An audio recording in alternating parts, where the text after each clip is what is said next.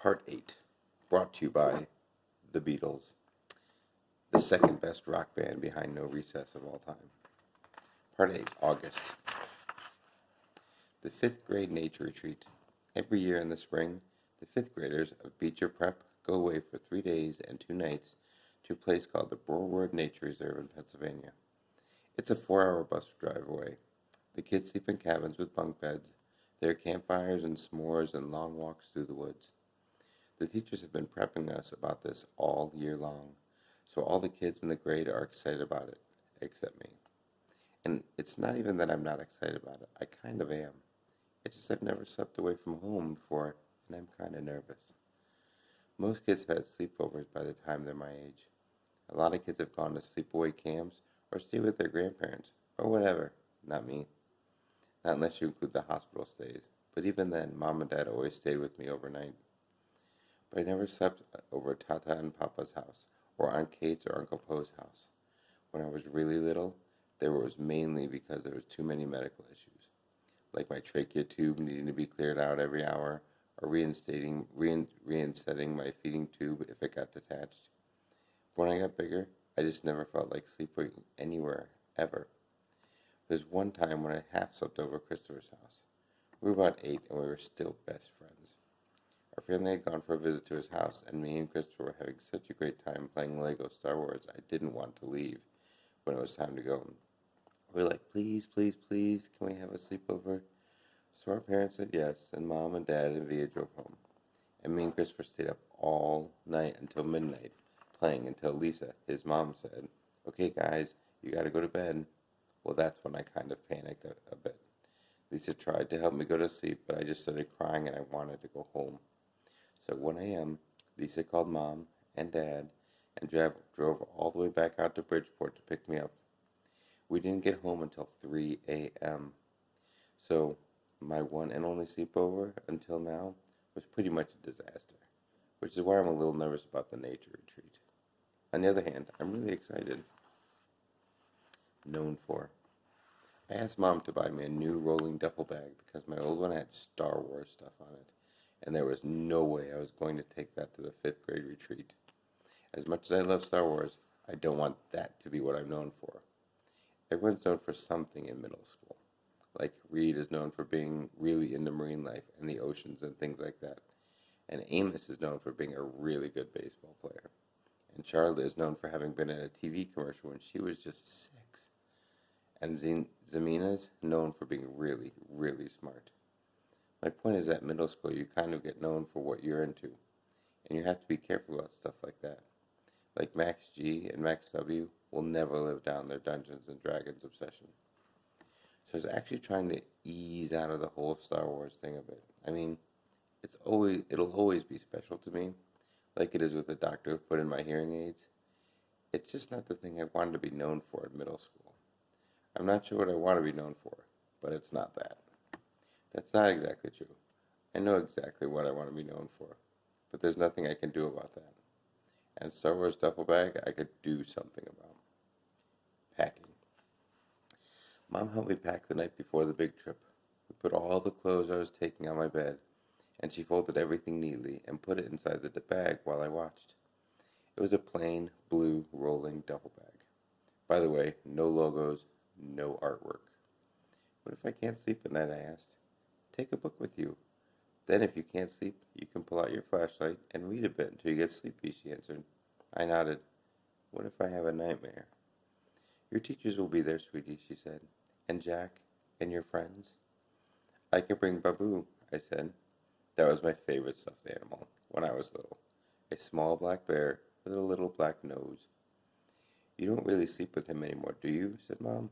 No, but I keep him in my closet in case I wake up in the middle of the night and can't get back to sleep, I said. I could hide him in my bag. No one would know.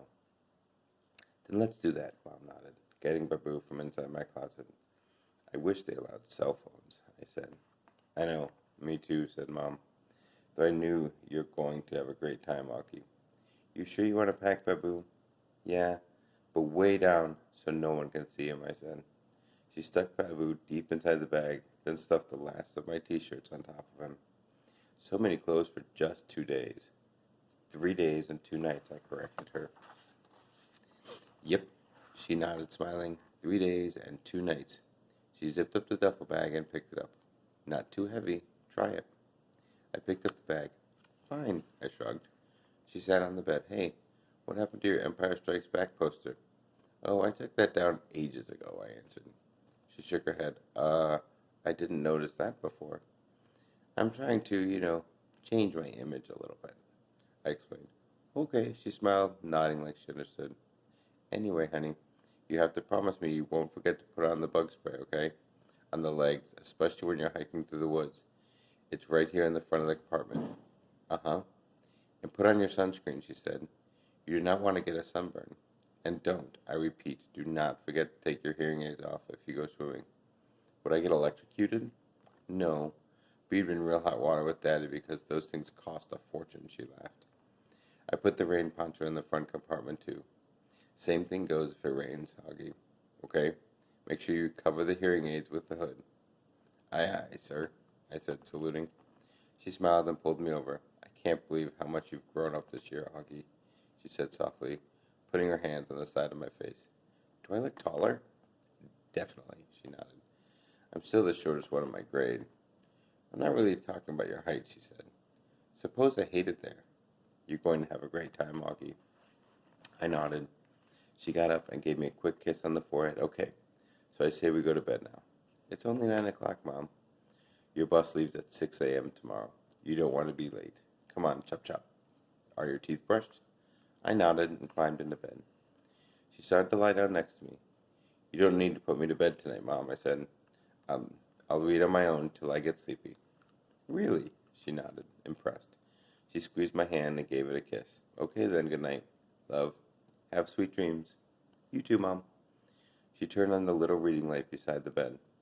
I'll write you letters, I said as she was leaving, even though I'll probably be home before you guys get them. Then we can read them together, she said, and threw me a kiss. When she left my room, I took my copy of The Lion, the Witch, and the Wardrobe off the night table and started reading until I fell asleep.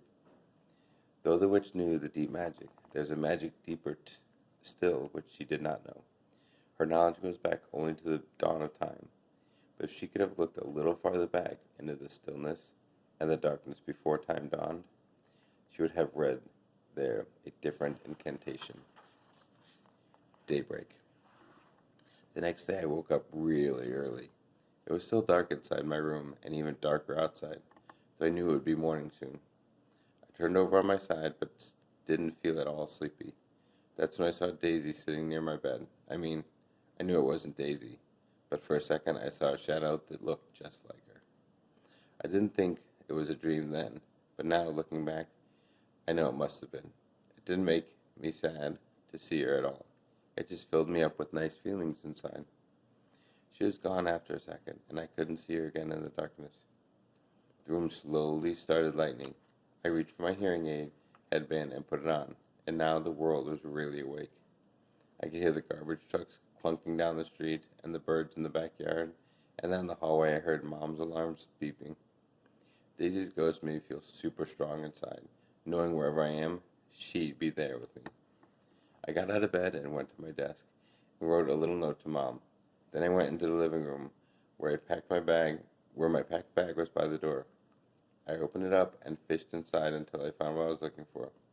I took Babu back to my room, and I laid him on the bed and taped a little note to Mom on his chest. Then I covered him with a blanket so Mom would find him later. The note read, Dear Mom, I won't need Babu, but if you miss me, you can cuddle with him yourself. Love, Aki. Day 1.